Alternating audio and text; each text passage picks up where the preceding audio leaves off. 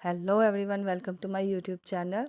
आज हम साइंस की पैटागोजी करने वाले हैं, जैसे कि सी टेट पी टेट, जो कि सी टेट तो 6 मंथ बाद आता ही रहता है, तो उसमें से साइंस जो कि एक सब्जेक्ट है हमारा, तो उसमें आज हम पैटागोजी करने जा रहे हैं। इसमें मोस्ट इंपॉर्टेंट क्वेश्चंस हैं, मेन क्वेश्चन जैसे हु सेड, कुछ हमें डेफिनेशंस दी जाती है और पूछा जाता है ये किसने कहा, ठीक है। तो वो क्वेश्चंस भी इसमें काफ़ी इंक्लूड है, तो आप ये एंड तक ज़रूर देखना। Okay, now first question is, miss Patel, principal of school XYZ, is keen about integrated approach to teaching science after rather than teaching separately. The basis of this.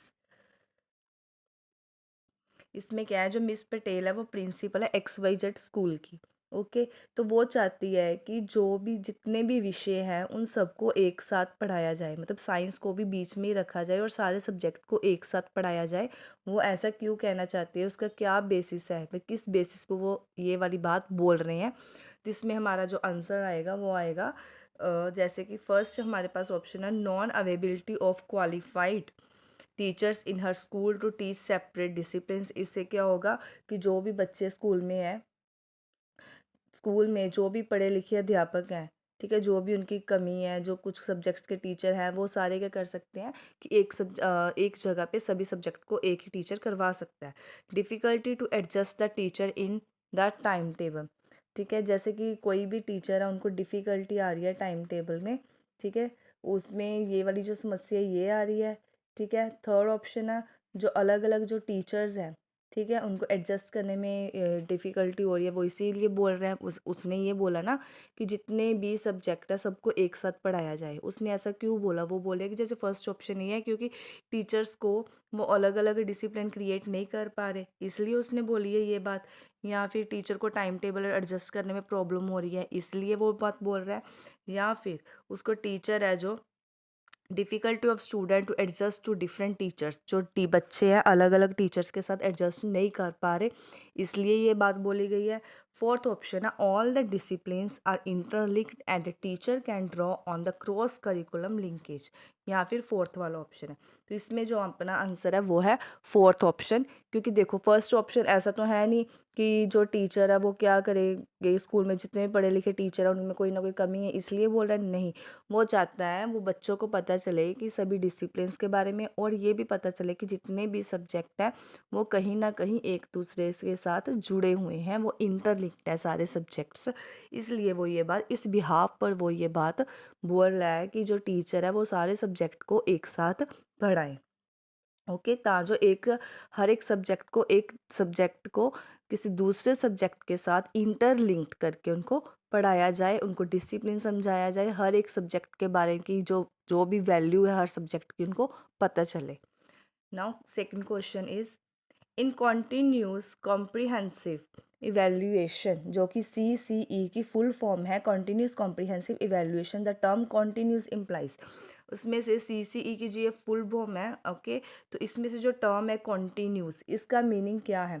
Continuous का मीनिंग ये है कि टीचर को क्या करना चाहिए, क्लास में time to time उनको टेस्ट ऑर्गेनाइज करने चाहिए। कॉन्टीन्यूस का मीनिंग क्या होता है, कॉन्टीन्यूस का मीनिंग होता है लगातार, ठीक है, कोई भी चीज़ लगातार चलनी चाहिए। तो इसका हमारे पास जो ऑप्शन आएगा that is third option, continuous and time to time organise of various tests. लगातार और टाइम टू टाइम, मतलब समय समय पर अलग अलग तरह के जो टेस्ट हैं उनको ऑर्गेनाइज करते रहना चाहिए। Now third question is, pick out the one that does not fall under the meaning the imparted for the word process in the process of approach to curriculum constructions। कह रहे हैं कि इनमें से क्या करना है, जितने भी हमें नीचे ऑप्शंस दिए गए हैं उन सभी ऑप्शंस में से जो अलग तरह का प्रोसेस वर्ड है, जो प्रोसेस का मीनिंग क्या होता है, कोई भी चीज़, जैसे कोई भी प्रोसेस है, किसी भी चीज़ का कोई भी काम कर रहे हैं, हर एक चीज़ का कोई ना कोई प्रोसेस होता है, तो उस प्रोसेस के जो वर्ड है उसको उठाया जाए और उसके अप्रोच क्या है, करिकुलम कंस्ट्रक्शन के साथ उस वर्ड को जोड़ के उसका एक इसमें से ऑप्शन बताया जाए भी कौन प्रोसेस वर्ड के साथ रिलेट कर रहा है। ओके, तो इसका आंसर आएगा second option, develop the abilities with in the limit of instructional framework. जो भी हमारा फ्रेमवर्क दिया जाता है हमें ठीक है, उसके अकॉर्डिंग उसको डिवेल्प करना, एबिलिटीज़ को डिवेल्प करना। Now fourth question is the main M of conducting mathematics and science olympiad is. Maths और साइंस का जो मेन एम क्या है, ओलंपियाड्स का जो भी ओलंपियाड है मैथ्स और साइंस का, उनका मेन एम क्या है, ठीक है, मेन उद्देश्य क्या है, तो वो चाहते हैं promote the excellence in the subject by nurturing creativity and experimentation.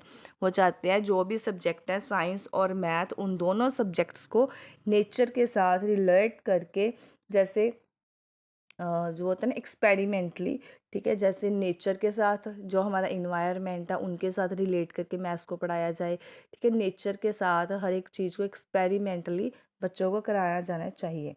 Promote the excellence in the subject by nurturing creativity and experimentation.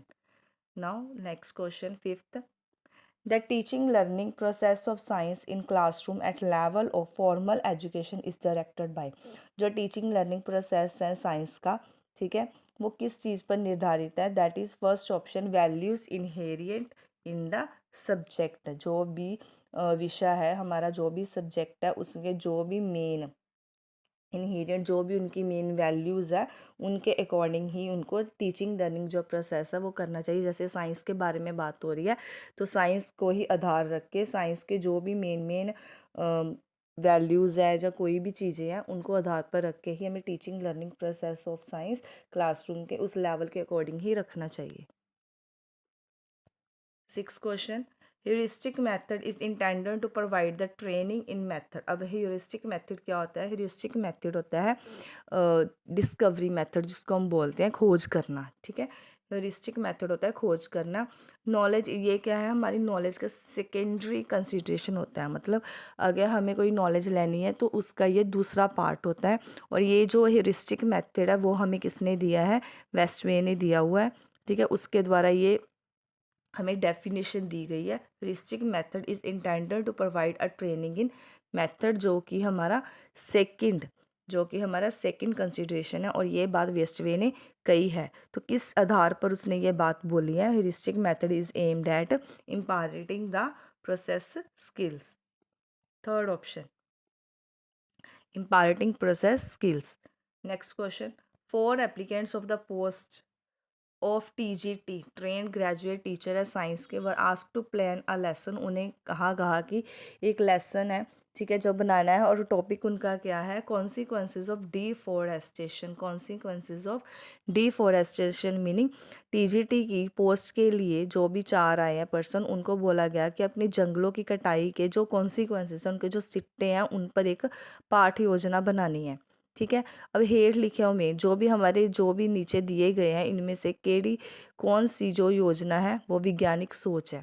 Okay, अब कॉन्सिक्वेंसेस ऑफ डिफॉरेस्टेशन के जो भी उन्होंने एक लेसन प्लान बनाना है, उस लेसन प्लान को साइंटिफिकली देखना है। तो हमें 4 ऑप्शन दिए गए हैं, इनमें से कौन सा ऑप्शन है जो साइंटिफिक अप्रोच के ऊपर डिपेंड कर रहा है, मतलब साइंटिफिक अप्रोच में आता है, इनमें से कौन सा ऑप्शन है, that is third option, include the activity that children can perform in group. जो भी एक्टिविटी दी गई है जैसे बच्चे को चाहिए वो ये जो एक्टिविटी है उनको ये ग्रुप में करनी चाहिए, ठीक है।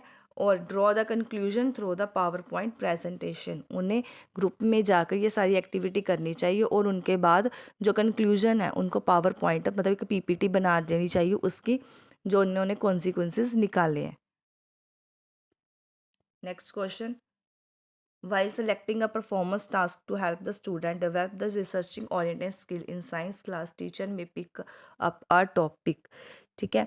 अब साइंस की क्लास के अकॉर्डिंग, ठीक है, while the selecting a performance task to help the student, एक आपने टास्क लेना है जो कि स्टूडेंट को हेल्प करे, किस चीज़ के लिए हेल्प करे, वो जो साइंस की स्किल है, रिसर्च स्किल है, उनको डिवेल्प करने, उस साइंस की जो रिसर्च वाली स्किल है उसको डिवेल्प करने के लिए एक टॉपिक उन्होंने उठाना है, ठीक है जी। और उसमें से जो टीचर है वो कौन सा टॉपिक सिलेक्ट करेगा, नीचे जो हमें 4 टॉपिक्स दिए गए हैं तो उनमें से कौन सा टॉपिक है जो टीचर सेलेक्ट करेगा बच्चों को रिसर्च वाली स्किल को डेवलप करने के लिए। फर्स्ट है जैसे from the content given in the syllabus which must be completed in time, ये तो है नहीं कोई भी टाइम के अंदर ही सब कुछ कंप्लीट करना है, ऐसा तो कुछ नहीं होगा। Which majority of student in classroom find interesting, which she think is important for the student के लिए इम्पॉर्टेंट क्या है, ऐसा कुछ नहीं देखना। Related to a problem faced by student in their day-to-day functioning and which is part of the concept to be covered for this class। उसने ये देखना है कि जैसे भी day to day relate to problem, उसने देखना है कौन सी ऐसी प्रॉब्लम है जो बच्चे डेली फेस कर रहे हैं, उसके अकॉर्डिंग वो कोई ना कोई टॉपिक को चूज़ करेगी जो कि उनका पार्ट होगा लाइफ का भी, which is the part of concept to be covered for this class, और क्लास में वो टॉपिक को कवर करने के लिए कहेगी। That is fourth option. Ninth question. Science include only relative truth but not absolute truth. This means that science include only relative truth. Science में सिर्फ साइंस रिलेटेड ही सच्चाइयाँ होती हैं पर पूरी तरह सच नहीं होता। इसका क्या मीनिंग है? साइंस में हम जो देख रहे हैं वो हमें सच लगता है लेकिन वो पूरी तरह सच नहीं होता। इसका मीनिंग क्या है? इसका मीनिंग ये है कि जो scientific fact are always tentative, मतलब टेंटेटिव का मीनिंग क्या होता है? अनुमान। जस्ट वो हम एक अंदाज़ा लगाते हैं, अनुमान लगाते हैं, वो हमारे पास कोई भी परफेक्ट इंफॉर्मेशन नहीं होती। इसलिए जो साइंस होता है वो साइंटिफिक जो होता है हमेशा टेंटेटिव ही होता है। ये याद रखना है, ये क्वेश्चन टेंटेटिव के ऊपर आ जाए। टेंटेटिव मतलब अनुमान लगाना, जस्ट हम एक अंदाज़ा लगा सकते हैं, परफेक्ट हमें कुछ नहीं पता होता। 10th question. A student in your school says that 14-year-old you have no proper instruments at hand to determine his age. They suggested a method to estimate his age approximately. अब 14 year का कोई 14-year-old का कोई student है school में, तो आपके पास कोई भी इंस्ट्रूमेंट नहीं है उनकी एज को प्रॉपरली देखने के लिए। अगर आपने अप्रॉक्सीमेटली अगर उसका अनुमान ही लगाना हो, अंदाज़ा ही लगाना हो कि उसकी एज कितनी है, तो आप क्या करेंगे, कौन सी चीज़ को अपनाएंगे? तो हम इसमें क्या करेंगे? To count the pulse rate per minute. 1 minute के उसकी जो पल्स रेट है कितना चल रही है, उसकी पल्स रेट को काउंट करके हम उसकी एज को अप्रॉक्सीमेटली बता सकते हैं। Okay, now next question. One of the following does not belong to the factor that and responsible for the formulation of objectives of science teaching। अब इसमें क्या है कि एक विज्ञान है, ठीक, साइंस के अकॉर्डिंग, फैक्टर के अकॉर्डिंग देखा जाए तो one of the following does not belong the factor, इनमें से कौन सा फैक्टर है जो बिलोंग नहीं कर रहा responsible for formulation of objective to science teaching. जो साइंस टीचिंग के अकॉर्डिंग वो इस फैक्टर में से कौन सा है जो साइंस को बिलोंग नहीं कर रहा? That is third option, the capability of the subject teacher. सब जो भी टीचर है जो सब्जेक्ट पढ़ा रहा है उसकी जो कैपेबिलिटी है, ठीक है, वो इसमें नहीं आ रहा। The capability of the subject teacher. One of the following does not belong to the factor that responsible for the formulation of objectives और साइंस टीचिंग। अगर साइंस टीचिंग में ऑब्जेक्टिव्स देख रहे हैं तो इनमें से कौन सी ऐसी चीज़ है जिसको हम नोट नहीं करते? That is capability of the subject teacher, third option. 12th question. A teacher plan to teach component of food. Class में 6th क्लास में कंपोनेंट फूड का टॉपिक पढ़ाया जा रहा है। Which following can be use essential questions. उनमें से main questions किस चीज़ से रिलेटेड होंगे? That is second option. Why does various mother serve you a meal with a variety of food items. इसका ये है कि जो आपकी मदर्स होती है वो आपको अलग अलग तरह का फूड क्यों खिलाती है। तो ये जो क्वेश्चन है, ठीक है, जो कि मेन क्वेश्चन होना चाहिए उसमें। Next, a science teacher plan कर रहा है group activity to teach the properties of air. Properties of air को पढ़ाने के लिए एक एक्टिविटी क्रिएट कर रहा है, ग्रुप एक्टिविटी, क्लास 6 के लिए। Which one of the set attributes would she like to have the student she select a group leader. ठीक है, अब कोई भी टीचर प्रॉपर्टीज ऑफ एयर के लिए एक एक्टिविटी करवा रहा है जो कि ग्रुप एक्टिविटी होगी क्लास 6 के लिए। तो उसने क्या करना, one set of attribute would she like to have in student. कौन से एट्रीब्यूट स्टूडेंट्स में होने चाहिए ताकि उसको वो ग्रुप का लीडर बना सके। दैट इज़ फोर्थ ऑप्शन, जो कि उसमें सारे क्या होना चाहिए? Assessing role as per capability, motivating and coordinate among the group members. वो देखेगी कि कौन सा चाइल्ड ऐसा है जिसकी कैपेबिलिटी भी अच्छी है, जो बच्चों को मतलब मोटिवेट भी कर सकता है और उनके साथ कोऑर्डिनेट होकर group activity.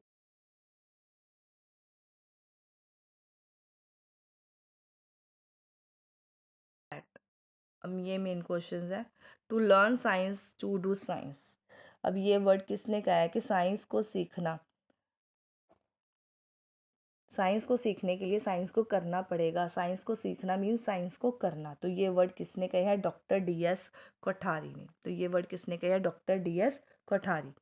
Next, who said that science is the mirror of civilisation. ये क्वेश्चन बहुत बार रिपीट भी हुआ है, ठीक है। Science is the mirror of civilisation, ये जो वर्ड है किसने बोले है? ये सेड दैट हॉगबंस ने। Next, who said that to have aim is to act the meaning. To have aim is to act with meaning. इसका मीनिंग ये है कि कोई भी अगर हमारा एम रखते हैं तो उस एम को फीलिंग के साथ, किसी एक्ट के साथ या मीनिंग के साथ करना है, काम करना है, ठीक है। तो to have aim is to act with meaning, that ये वर्ड किसने कहा है? जोहन ड्यूए ने। 17th question, who said that teaching method is the teacher operated actively by which student get knowledge. कह रहे हैं कि जो टीचिंग मेथड है वो टीचर द्वारा ही ऑपरेट किया जाता है, ठीक है, जिससे जो स्टूडेंट है वो अपनी जो ज्ञान है, जो नॉलेज है, उनको ग्रहण करते हैं।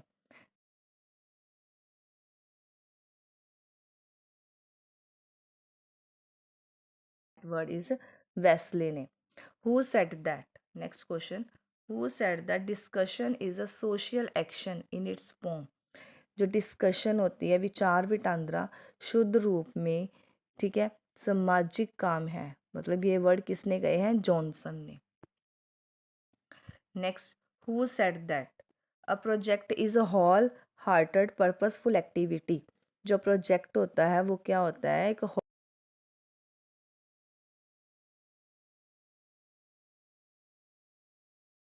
इसने कही है, दैट इज किलपैट्रिक ने। ये भी क्वेश्चन रिपीट हुआ है, मतलब ये क्वेश्चन आया हुआ है।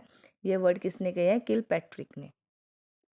Who said that audio visual material are those sensory object or images stimulate and reinforce learning. जो ऑडियो विजुअल मटीरियल है, ठीक है, वो क्या है कि सेंसरी ऑब्जेक्ट है, इमेज है, स्टिमुलेट एंड रीफोर्स लर्निंग है। ये सारे वर्ड्स ऑडियो विजुअल मटेरियल के लिए यूज़ किए गए हैं और वर्ड्स किसने बोले हैं? दैट इज़ बर्टन, बर्टन ने। Who said that a test is called valid. Test तभी वैलिड होगा when it's measure the ability for which is constructed. ये कोई भी टेस्ट है, a test is called valid when it is measure. कोई भी test तभी वैलिड माना जाएगा जब उसकी मेजरमेंट की जाएगी, उस एबिलिटी को देखा जाएगा, फॉर विच इज़ कंस्ट्रक्टेड। मतलब ये टेस्ट जिसने भी बनाया, अगर वो इसको देखेगा, मेजर करेगा, तभी ये टेस्ट को वैलिड माना जाएगा। ये बात किसने कही है? अनाथसी ने। That is third option, Anastasi. Who gave the concept of cone of experience. Cone of experience जो एक कंसेप्ट है, ये कंसेप्ट किसने दिया है? एचर डेल ने। एचर Dale. The classification of objectives of cognitive domain was given by. जो क्लासिफिकेशन ऑफ जो ऑब्जेक्टिव डोमेन्स है,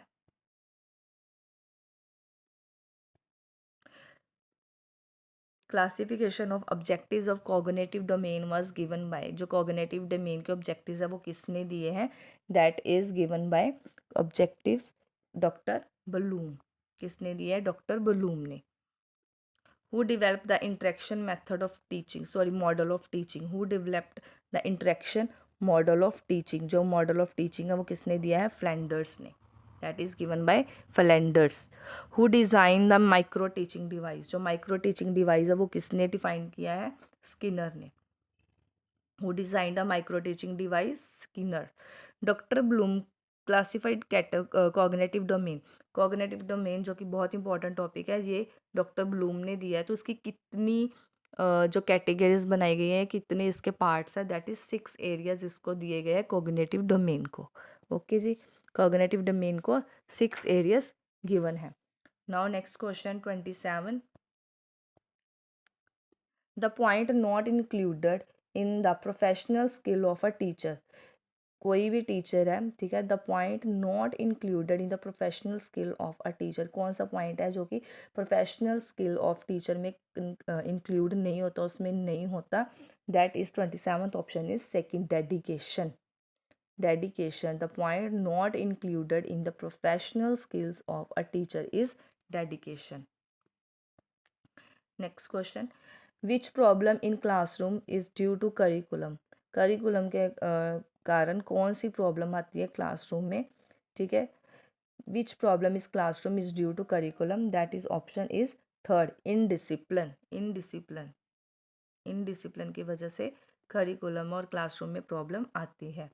the function of measurement is, अब मेजरमेंट का फंक्शन क्या है, अब देखो रिसर्च मतलब खोज करना, ये भी हम किसी चीज़ को मेजर कर रहे हैं, ठीक है। प्रोग्नोसिस, प्रोग्नोसिस होता है जैसे किसी चीज़ के बारे में अनुमान लगाना, ठीक है, पूरी तरह अनुमान लगा लेना, ये भी क्या है, इस पर भी हम मेजरमेंट ही कर रहे हैं। तो डायग्नोसिस तो पता ही है, ये भी हम मेजरमेंट का ही एक मेथड है, इसलिए the function of measurement is all of the above. Error of evaluation is, ठीक है, मूल्यांकन मतलब इवेल्युएशन में कौन सी गलती है जो मेन होती है, that is 30th option is fourth, personal error, constant error, variable error, the all of the above is right option, all of the above. The most important component of teaching learning process, teaching learning process में सबसे ज़्यादा important main component कौन सा होता है, that is physical facilities. Physical जो facilities होती है वो मेन कंपोनेंट होती है। Do you think project work should be encourage, आपको लगता है जो प्रोजेक्ट वर्क होता है वो चाइल्ड या स्टूडेंट्स को इनकरेज करता है किसी चीज़ के लिए, do you think, that option is 32 is 1, yes. जो प्रोजेक्ट वर्क होता है वो क्या करता है, हमें इनकरेज करता है, क्योंकि प्रोजेक्ट वर्क करने में हमें एंजॉय भी मिलता है और हम कुछ ना कुछ एक्टिविटी भी करते हैं जो कि हमें इनकरेज करती है। 33rd option, sorry question, which one following is not the principle of teaching, इनमें से कौन सा है जो, विच one of following is not the principle of teaching, इनमें से कौन सा टीचिंग का प्रिंसिपल नहीं है, that is fourth option, review. Review नहीं आता है इसमें। The method based on, the method based on scientific method is, कौन सा मेथड है जो साइंटिफिक मेथड के ऊपर बेस्ड है, 34th is first option, project. जो साइंस का मेन होता है प्रोजेक्ट मेथड जो कि साइंटिफिक एक मेथड है। विच इज़ द कॉम्प्रिहेंसिव प्लान, इनमें से कौन सा प्लान है जो कॉम्प्रिहेंसिव है, दैट इज लेसन प्लान, क्योंकि लेसन प्लान होना बहुत ज़रूरी है। लेसन प्लान को देख के ही टीचर हर क्लास में जाके बच्चों को पढ़ाता है, तो लेसन प्लान क्या है, कॉम्प्रिहेंसिव प्लान है। A lesson plan develop the possibilities of, lesson plan से हम क्या करते हैं, एडजस्टमेंट करते हैं, अभी कब कब हमें क्या कौन सा चैप्टर पढ़ाना है या कौन सा टॉपिक पढ़ाना है, तो इसके साथ क्या होता है, जब एक प्लान बन जाता है तो उसके अकॉर्डिंग हम अपने सिलेबस को कवर करते हैं। तो इसके साथ जो हमारे साइंस के पैडागोजी के क्वेश्चन हैं वो कंप्लीट होते हैं। इसमें से कुछ कुछ इश्यूज़ भी आए हैं, आई नो, बट इस वीडियो को ध्यान से देखना, नेक्स्ट वाली वीडियो हम अच्छे से कर लेंगे। ओके, इश्यूज़ जैसे वाइब्रेशन या कोई वॉइस वगैरह का, तो आप उस चीज़ को इग्नोर करना। इसके साथ साइंस की जो पैडागोजी है हमारी वो डन होती है। ओके, अगर आपको वीडियो अच्छी लगे then please subscribe my channel and like this video. Thank you, have a great day.